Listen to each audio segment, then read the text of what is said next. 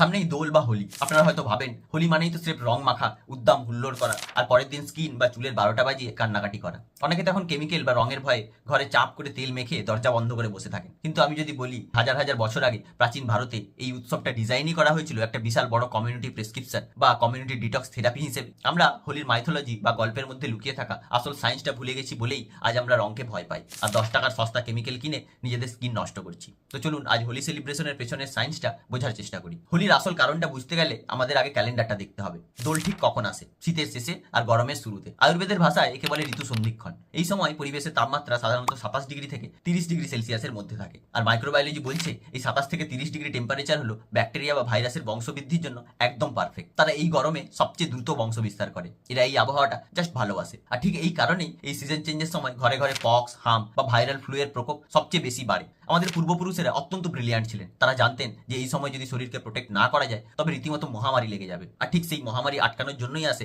মাইথোলজির গল্পটা। আমরা সবাই ভক্ত প্রহ্লাদ আর রাক্ষসী হোলিকার গল্পটা জানি। হোলিকা প্রহ্লাদকে নিয়ে আগুনের কুণ্ডে বসেছিল পুড়িয়ে মারার জন্য, কিন্তু হোলিকা নিজেই পুড়ে ছাই হয়ে গেল আর প্রহ্লাদ সুস্থ শরীরে বেরিয়ে এলো। লজিক্যালি ভাবুন, এটা কি শুধুই গল্প নাকি এর পেছনে কোনো মেটাফোর বা রূপক আছে? সায়েন্সটা হলো এখানে হোলিকা বা হোলি আসলে সিজনের ক্ষতিকর ব্যাকটেরিয়া বা ভাইরাস, আর আগুন বা হোলিকা দহন হলো সেই জীবাণু মারার অস্ত্র। প্রাচীনকালে বসন্তের শুরুতে যখন গ্রামের মোড়ে মোড়ে বিশাল আগুনের কুণ্ডলী বা নেড়াপড়া করা হতো তখন সেই আগুনের তাপ প্রায় 145 ডিগ্রি ফারেনহাইট পর্যন্ত পৌঁছাতো এবং সেই তাপ আশেপাশের বাতাসের সমস্ত ভাসমান ব্যাকটেরিয়াকে মেরে ফেলতো। এটা ছিল আসলে একটা বিশাল মাস স্যানিটাইজেশন প্রসেস। আর রং, হোলিকা দহনের পরের দিন মানুষ সেই পবিত্র আগুনের ছাই বা বিভূতি গায়ে মাখতো শরীরকে জীবাণু মুক্ত করতে। কালক্রমে সেই ছাইয়ের জায়গা নিল রং, কিন্তু সেই রঙে ফ্যাক্টরিতে তৈরি হার্মফুল অয়েল বা কেমিক্যাল ছিল না। সেটা তৈরি হতো নিম পাতা, হলুদ, পলাশ ফুল, চন্দন আর বেলপাতা দিয়ে। সায়েন্স বলছে এগুলো প্রত্যেকটা পাওয়ারফুল ন্যাচারাল অ্যান্টিবায়োটিক্স। যখন মানুষ রোদে দৌড়ে আনন্দ করে ভেষজ গুঁড়ো একে অপরের গায়ে মাখতো তখন শরীরের রোমকূপ বা পোর্স দিয়ে এই অ্যান্টিবায়োটিকগুলো স্কিনে ঢুকতো।